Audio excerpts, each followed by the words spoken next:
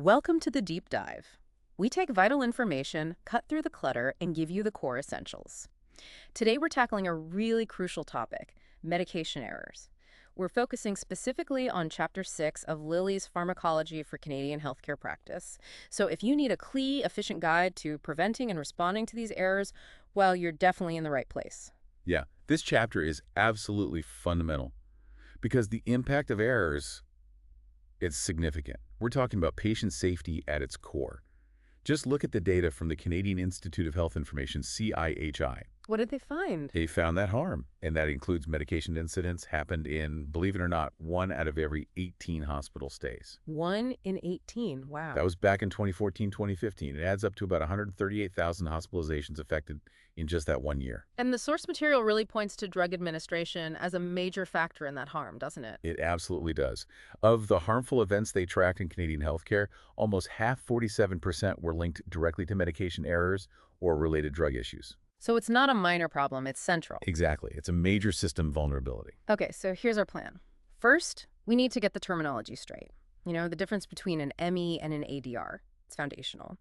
Then we'll look at the drugs that pose the highest risk and the systemic issues that contribute to errors. And finally, we'll get into the practical steps, the procedures, and tech, especially for nurses that are there to protect patients. Right.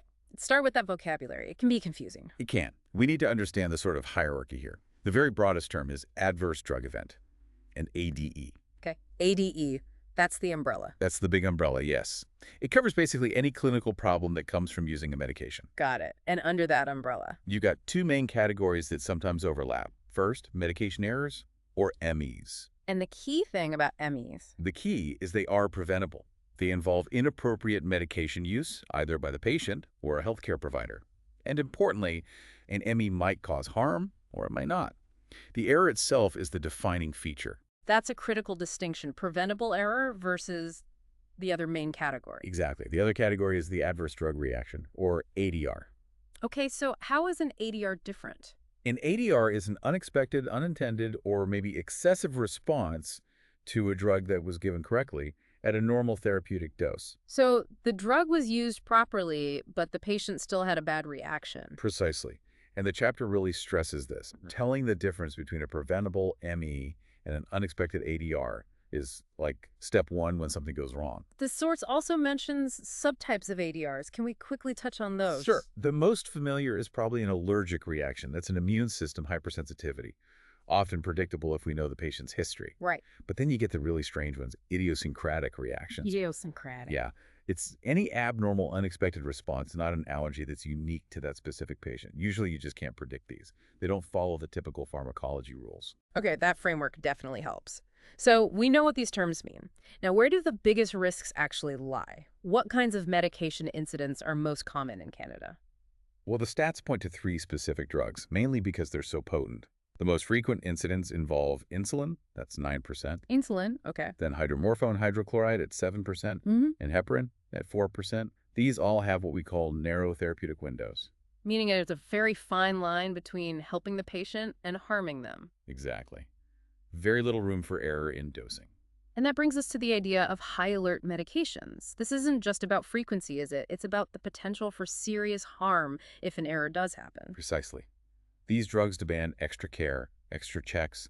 The list includes things like all insulins, whether it's subcutaneous or IV, all anticoagulants like heparin or warfarin, and chemotherapeutic drugs. So if you're working with one of these, the standard procedures just aren't enough. You need more. You need heightened vigilance.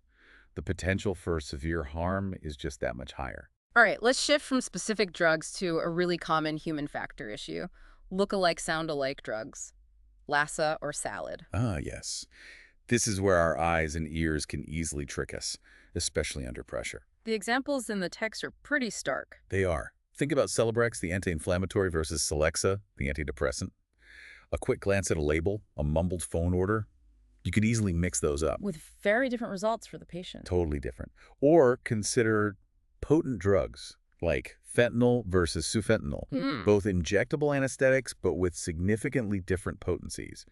A mix-up there could be catastrophic. There's a strategy to combat this visual confusion, right? Tall man lettering. Yes. It's quite a clever fix, actually. How does it work? By using a mix of uppercase and lowercase letters within the drug name, like writing vincristine versus vinblastine, it changes the visual shape of the word. Ah, so it breaks the pattern. Exactly. Your brain can't just do a quick pattern match. It forces you to slow down and actually read the letters. It's a simple visual cue to prevent that automatic and sometimes wrong recognition. A system fix. That idea of fixing the system, rather than just blaming individuals, connects directly to the concept of just culture. Can you unpack that a bit? Yeah, just culture is a huge shift in thinking about errors. It starts from the premise that most errors aren't due to reckless individuals, but are actually symptoms of flawed systems. Like what kind of flaws? Things like excessive workload, poor communication pathways, inadequate staffing, or confusing procedures. Just culture encourages reporting errors and near misses without immediate fear of blame. But it's not a free pass, is it? There's still accountability. No, absolutely. That's the balance. The system is usually the main problem, but professionals are still accountable for their choices, especially if they consciously disregard clear safety rules or policies. The source mentions some big organizational barriers. What's a major one cited in Canada? One of the biggest, interruptions, especially during medication preparation and administration. Interruptions, like someone just asking a quick question while you're calculating a dose. Exactly. And it's a huge factor. The data suggests interruptions contribute to something like 27% of reported medication incidents in Canada. That's quite high. It shows how easily focus can be broken. It really does. Okay, so if things like interruptions are major risks, let's talk prevention. What's the nurse's role? They're often described as the last line of defense. That's right. The core strategies are consistently applying the rights of medication administration, right patient, right drug, right dose, etc., and the crucial step of checking the medication order 3 times before giving the drug. 3 times, before, during, and after preparation? Typically, yes. Checking against the MAR when removing the drug, when preparing it, and at the bedside before administration. But beyond that, the chapter lays out some really critical, non-negotiable safety rules. I really want to zero in on the decimal rules, because mistakes here can lead to massive overdoses, right? The zero rules. Absolutely critical. These prevent those 10-fold or 100-fold errors that can be lethal. Rule 1, always use leading zeros. Meaning? Meaning if the dose is less than 1, like 0.25 milligrams, you must write that 0 before the decimal point, 0.25. Why is that so important? Because if you just write 0.25, that decimal point can easily be missed, especially on, say, a handwritten order or a smudged label. It could be read as 25 milligrams. Which is 100 times the intended dose. Exactly. Potentially fatal. Okay, so always use leading zeros. What's the second zero rule? Never use trailing zeros. Trailing zeros. Zeros after the decimal point for whole numbers. So if the dose is 1 milligram, you write 1 milligram, you do not write 1.0 milligram. Why not? Same reason, basically. If that decimal point in 1.0 isn't clear, it can be misread as 10 milligrams, a tenfold overdose. So leading zeros required, trailing zeros forbidden. Correct. Along with always using 2 patient identifiers and the absolute rule, never administer a medication that you didn't prepare yourself. Those are bedrock principles. The source also mentioned minimizing verbal or phone orders. They're high risk. Very high risk. If you absolutely must take one, the mandatory step is the read back. Read back. You repeat the complete order back to the prescriber, slowly. And you spell out the drug name, especially if it's unfamiliar or sounds like another drug. It confirms you heard correctly. Seems simple, but vital. It catches a lot of potential errors. Beyond these human checks and procedures, what about technology? The chapter points to tech as a key part of the solution. Yeah, 2 big ones are highlighted. First, computerized prescriber order entry, or CPOE. How does that help? It basically eliminates errors from illegible handwriting. The order is typed directly into the system. Clear, unambiguous. Makes sense. And the second? Barcoding, using systems like the GS1 standard, which is common in Canada now. How does barcoding work in practice? The nurse scans the patient's wristband barcode, then scans the barcode on the medication package right at the bedside. The system electronically verifies it's the right patient, right drug, right dose, right time, right route, all the rights. That sounds like a powerful safety net. It really is. But the chapter also mentioned a significant hurdle. Ah, yes. The cost. It's expensive to implement these systems. Hugely expensive. CPOE systems, comprehensive barcoding infrastructure. It can run into millions for a hospital. So, while they're incredibly effective at reducing errors, the cost is a major barrier for many institutions. Which means that human diligence, those checks, the zero rules, They remain absolutely critical everywhere. Absolutely. Technology is a support, not a replacement for careful practice. We should also quickly touch on a particularly vulnerable group mentioned, pediatric patients. Yes, definitely. Children, especially infants under 2 and kids in intensive care like the NICU, are at the highest risk for medication errors. And what's the most common type of error with kids? Dosing errors, far and away the most common. Pediatric doses are often based on weight, sometimes body surface area. It involves complex calculations. So calculation mistakes or misplacing a decimal point. Exactly. Yeah. That's where the zero rules become even more critical. Yeah. A misplaced decimal in a pediatric dose can have devastating consequences because the margins for error are so small. Okay, let's shift gears to another major system-level safety process. Medication reconciliation. MedRec. This sounds important. It is. It's a mandatory formal process. Its whole purpose is to make sure a patient's medication list is accurate and up to date every time they move within the healthcare system. Move? Like when they're admitted? Yes, on admission, when they transfer between units or facilities, and crucially, at discharge. Why is it so critical at those transition points? Because that's where communication often breaks down. Orders get dropped, doses get changed accidentally, home medications aren't continued.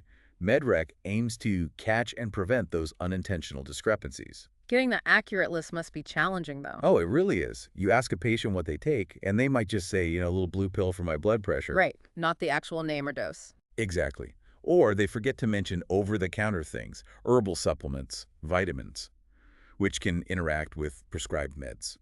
So the process has to be systematic. The chapter breaks it down into 3 steps. Yes, 3 key steps. First is verification. Verification. That means collecting the most accurate list possible of all the medications the patient is currently taking. This is called the best possible medication history, or BPMH.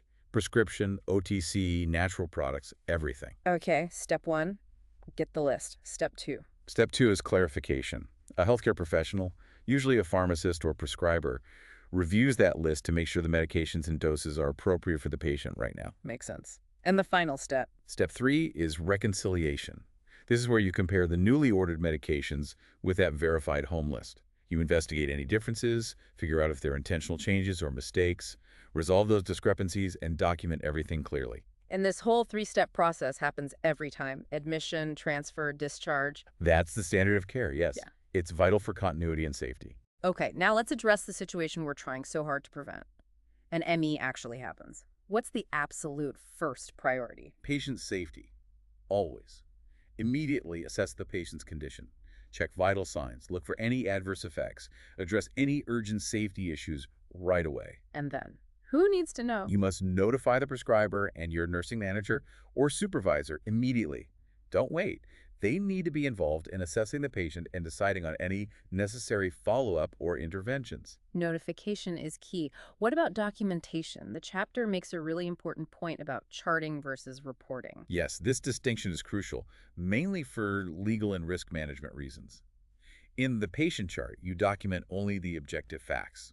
Right. What medication was actually given, the dose administered, the time, any changes you observed in the patient's condition, objective assessment data, and the fact that you notified prescriber and manager. And what do you not put in the chart? You avoid judgmental language.